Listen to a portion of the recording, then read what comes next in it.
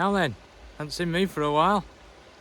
I'm just going to go through here some tactics in low summer water. It's really low today, it had rain for a long while. So the fish are really spooky. It's really skinny water. So what do? I'm fishing long leaders, light lines, light rods. I'm going to show you my lines, what I do to increase strike rate, everything like that. So this is one tip that I don't see very often, and I've fallen foul this myself, is when you get a new leader, you're fishing away, and over the time your leader will start to sink. So even though your dry fly is floating, your leader with the current of the water will sink. So when the fish comes and takes that dry fly, you're not in direct contact to your dry, so you're having to pull that leader through the levels of water. It could have sunk to 3 and 4 foot, so you're never going to get a clean strike onto your dry fly. So a way to get around this, and like I say, I don't see this a lot, this little tip, is mucilin. I mucilin probably 4 foot of my dry fly line, all my leader, and then my tippet. Sometimes I would even grease up my tippet if I've got like a little pheasant tail nymph on, if they take it just on the surface. But I definitely grease right to the end of my leader where there's a tippet ring. So then it's sat as high as possible in the water. As soon as that fish takes, it's on the surface, you're quicker and you'll convert a lot more fish that way. Like I say, I've fallen foul of it myself. So that's tip number 1. Really fine in my diameter. That's 0.10. I'd even go down to 0.8, but there's some decent fish here, so I don't want to leave the tippet and the fly in the fish. So that's 0.10, but my overall leader today, it'll be like 18 to 20 foot. And I see a lot of people just think, long as it's length of my rod, that'll be all right. It's not. The longer the leader is, the more slack you put into your system, which creates less drag. Your fly acts more naturally, it's not getting micro drag, anything like that. So lengthen your leader, play around with your leader. Sometimes I'll go from a tippet ring to 0.12, then to 0.10. But range that. A longer leader in my eyes is better. Only I would really shorten my leader down if it was really windy, but when it's not, and normal conditions, a longer, finer leader is the key. So, rod, I'm using a hens 2-weight. I know it says Czech nymph, but it's an unbelievable dry fly rod. 9 foot. Unbelievably sensitive, quick action, unbelievable rod that. I know it says Czech nymph, but that is an unbelievable dry fly rod. Normal reel, any reel you want. And then from there, I've got a tapered leader. It's knotted. I don't know how good you can see the knots, but it's knotted to enhance turnover. I don't like a normal straight through leader. I can fish a couple of systems when it's tapered. I can fish nymphs with it, and then I can put coloured wax on it if I need to. And then just take my fly off.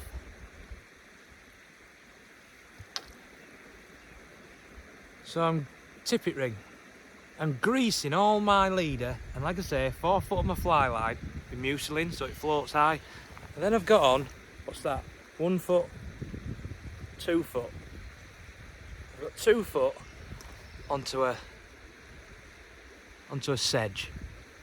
It's on a curved hook. I want it sat in the surface of the water. It's got some aero wing on it so I can see. Make it easier, make it visible for yourself. But I'm fishing not a million miles in front of me, decent distance, keeping low, knee pads, keeping on my knees if I need to, pinging it into areas where the foam is, where the food is. If there's fast water and foam lines, that means fish.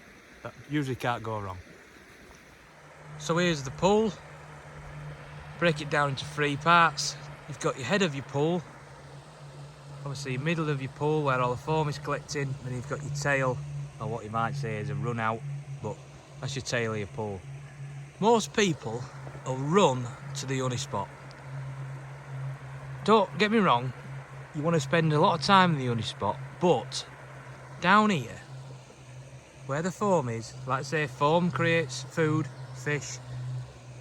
Do not neglect these sort of areas. It deepens off down here into the middle of the pool, but I'm still going to fish same tactics, dry fly all the way up here, and then concentrate my time in the fast water.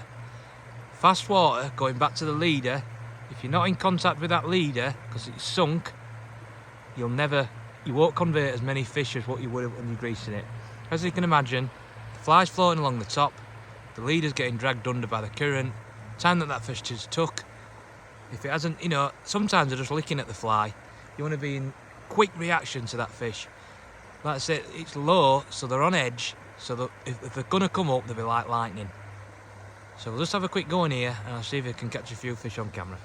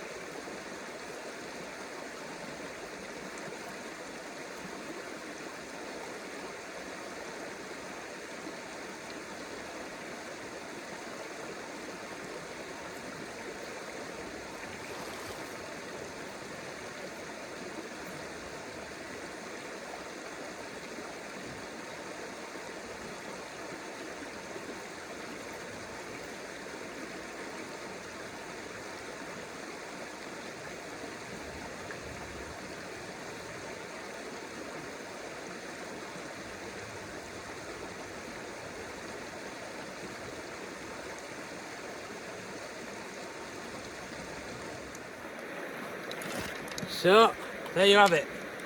Long leaders, long lines. Because it was muselined up, I know there were a lot of little fish, but them little fish are also getting converted to net. As we know, being anglers, that them little fish are obviously like lightning, and that's what I'm trying to represent is I've got a greased up leader and how quickly I was even into them little fish. So if them bigger fish were there, you'd be also converting the bigger fish. So mucil your line, long leaders, long rods, light rods. I'll show you the fly one more time.